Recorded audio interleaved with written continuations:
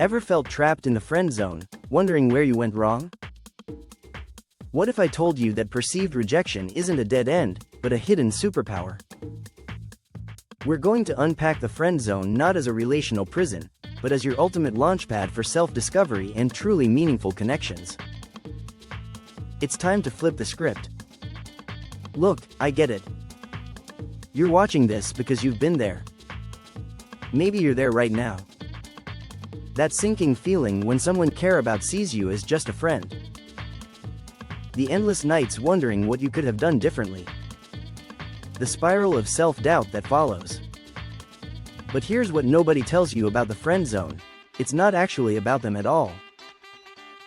It's about you, your worth, and how you've been conditioned to view connection itself. For too long, we've treated the friend zone like some kind of relationship death sentence. Society has painted this narrative that if someone doesn't romantically desire you, you've somehow failed. You're not attractive enough, not interesting enough, not worthy enough. But that entire framework is fundamentally flawed, and it's keeping you trapped in patterns that don't serve you. The truth is, the friend zone isn't a place someone puts you. It's a place you put yourself. And once you understand that, everything changes. Let me share something that might sting a little, but it's crucial for your growth. When you find yourself in what feels like the friend zone, you're operating from a place of scarcity.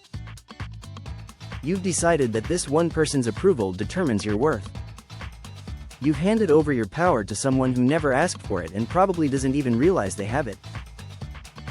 Think about it. When you're crushing on someone who sees you as a friend, what's really happening in your mind?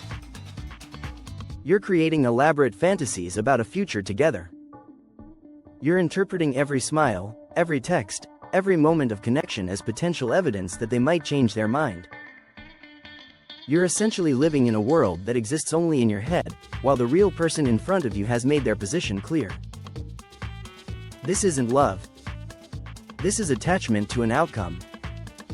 And attachment to outcomes is the enemy of genuine connection. Here's where it gets interesting. The moment you recognize you're in the friend zone is actually a moment of incredible opportunity. It's your psyche telling you that you've been operating from the wrong paradigm entirely. Instead of seeing it as rejection, you can choose to see it as redirection. But first, you need to understand what creates this dynamic in the first place. The friend zone happens when there's a mismatch between how you see the relationship and how they see it. More specifically, it happens when you're more invested in the potential of the relationship than in the reality of it. This investment imbalance creates an energetic dynamic that's actually repulsive to romantic connection. When someone can sense that you need them to validate your worth, it creates pressure. And pressure is the antithesis of attraction. People are drawn to those who are complete within themselves, not those who are seeking completion through others. So how do you reclaim your power? It starts with a fundamental shift in perspective. First, you need to get honest about your motivations. Are you interested in this person because of who they actually are, or because of how being chosen by them would make you feel about yourself? Are you attracted to their genuine qualities, or are you attracted to the idea of being someone who could attract them? This distinction matters because it reveals whether you're operating from abundance or scarcity. When you're genuinely interested in someone for who they are, you can appreciate them as a friend if romance isn't in the cards. When you're using them as a validation source, friendship feels like a consolation prize. The second shift is recognizing that romantic compatibility isn't a judgment of your worth. Someone not being romantically interested in you doesn't mean you're lacking anything. It simply means you're not romantically compatible. That's it. No more story needed. Think about your own romantic interests. There are probably amazing people in your life who you genuinely care about but aren't romantically drawn to. Does that make them less valuable as humans? Of course not. So why do you apply different standards when the situation is reversed? Here's what reclaiming your power actually looks like in practice. When you realize someone sees you as a friend, instead of trying to change their mind, you use it as information. You thank them for their clarity, either explicitly or internally, and you redirect your romantic energy elsewhere. This doesn't mean you have to end the friendship if it's genuinely meaningful to you. But you do have to end the secret agenda. You have to stop relating to them as someone who might eventually come around and start relating to them as they actually are, a friend. The beautiful thing about this shift is that it often transforms the dynamic entirely. When you stop needing something from someone, you become more present with who they actually are. When you stop performing for their approval, you become more authentic. And authenticity is magnetic. But here's the really powerful part. This process of releasing attachment to outcomes doesn't just change how others perceive you. It changes how you perceive yourself. When you stop defining your worth by whether someone chooses you romantically, you start discovering what your actual worth is based on. You start noticing your own qualities, your own desires, your own standards. You start asking different questions. Instead of, how can I make them like me? You start asking, do I actually like them? Instead of, what's wrong with me? You start asking, what do I actually want in a partner? This shift from external validation to internal validation is where your real power lies. Because when you know your own worth, you stop settling for relationships where you have to convince someone of your value. You start attracting people who see it naturally. The friend zone, reframed, becomes a filtering system. It helps you identify people who aren't your romantic match so you can invest your energy in people who are.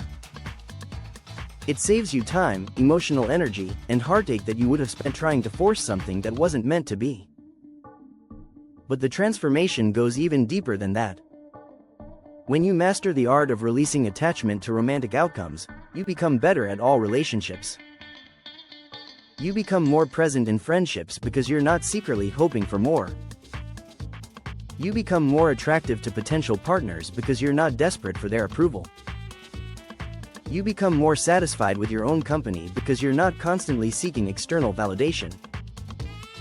This is what I mean by turning rejection into a superpower. Every time someone friend zones you, instead of taking it as evidence of your inadequacy, you can take it as evidence that you're brave enough to put yourself out there. You're courageous enough to risk rejection for the possibility of connection. That's not a weakness. That's strength. The goal isn't to never experience the friend zone again. The goal is to experience it differently. To see it as information rather than rejection. To use it as an opportunity for self-reflection rather than self-criticism. To let it redirect your energy rather than diminish it. When you master this reframe, something magical happens. You stop being afraid of the friend zone because you know it can't actually hurt you.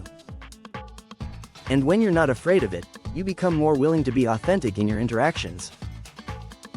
You stop trying to manipulate outcomes and start showing up as yourself. And here's the irony.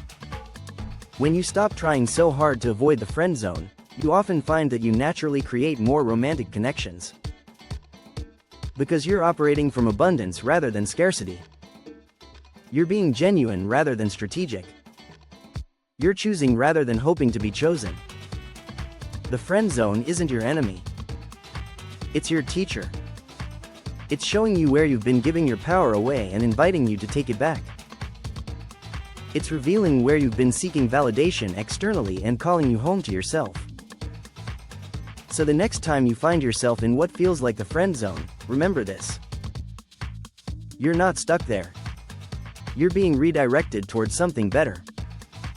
Something more aligned with who you actually are and what you actually deserve. Trust the process, reclaim your power, and watch how everything changes. Because when you stop seeing yourself as someone who gets friend-zoned and start seeing yourself as someone who chooses authentic connection, you become irresistible to the right people.